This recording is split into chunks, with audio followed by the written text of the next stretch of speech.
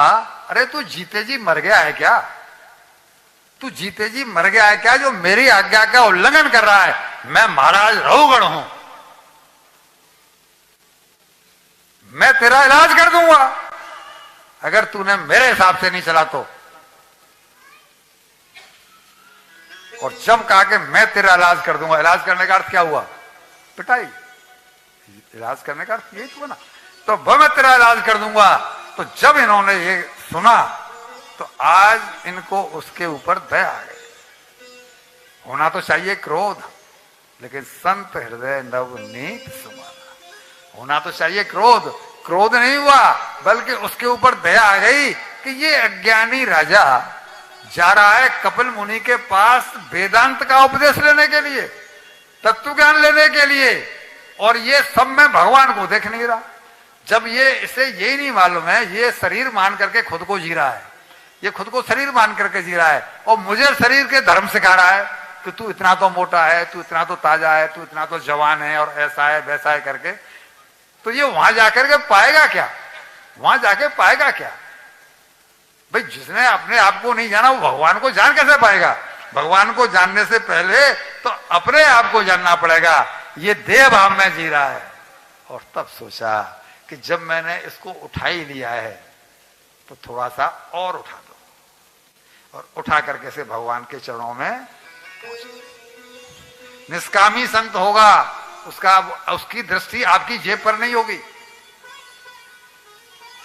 आज हमारे यहां स्थिति यही है कि 80% आश्रमों में जाओ, 80% संतों के पास जाओ, कपड़े तो सबके वो ही हैं, लेकिन दृष्टि सामने वाले की जेब पर है या किसी लेडीज के पर्स पर है, उसके कल्याण पर नहीं है कि ये किसी के कारण से मेरे पास आई है, मेरे पास आया है तो अपने कल्याण की कोई जिज्ञासा लेके आया होगा, या ये दुखी भी हो सकता है या संतप्त हो सकता है, तो इसको कोई इलाज बताएं।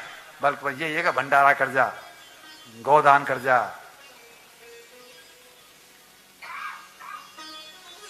अब इन्होंने बोला मैं इसका फिर पहुंचा ही देता हूं ईश्वर के चरणों में। और आज ये पहली बार बोले, राजन मैं देह नहीं आत्मा हूं।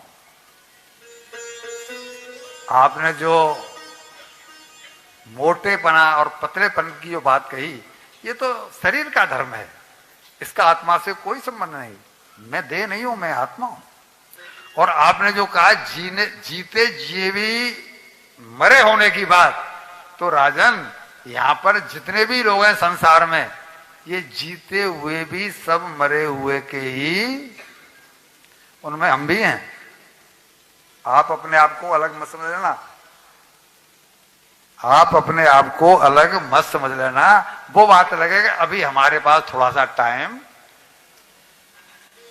वो भी बात अलग है। बाकी वो कहते हैं यहां सब मरे हुए के ही समान है। राजन उनमें आप भी हैं। तुम्हें सब जीवों में भगवान का दर्शन नहीं होता, ये तुम्हारी अज्ञानता है। तुम जा रहे हो कपिल मुनि से उपदेश लेने के लिए तत्व ज्ञान का, और तुम खुद जीते हो देव भाव में।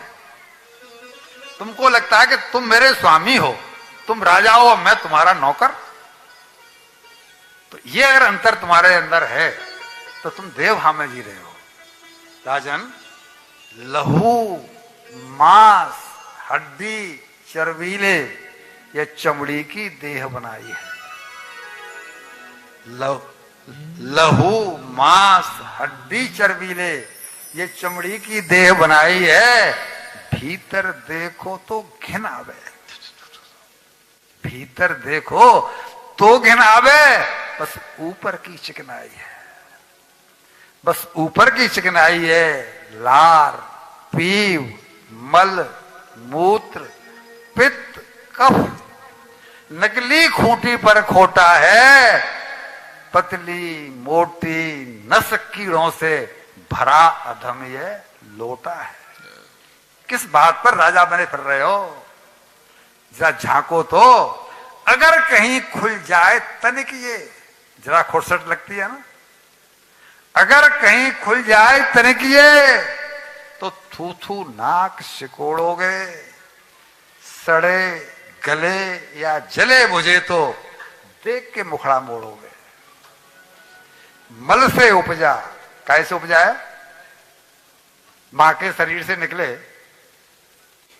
एक तरफ मल की थैली, एक तरफ साथ में मल ही आया था। मल से उपजा, मल में लिपटा, मल मलिन तन भूरा है। ये गोरे चिट्टे पंजो है ना जिसके ऊपर हम फूल रहे हैं। मन मल से उपजा, मल में लिपटा, मन मलिन तन भूरा है। अरे ओ फिर क्यों ओ अज्ञानी बंदे इस पर यूं मगर हो रहा है। जय हो, जय हो।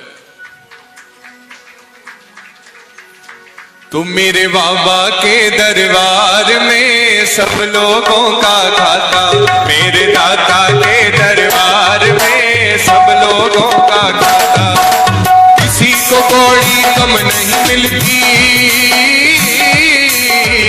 किसी को कौड़ी कम नहीं मिलती, किसी को पाई ज्यादा। मेरे दाता के दरबार में सब लोगों का खाता, मेरे दाता के दरबार में सब लोग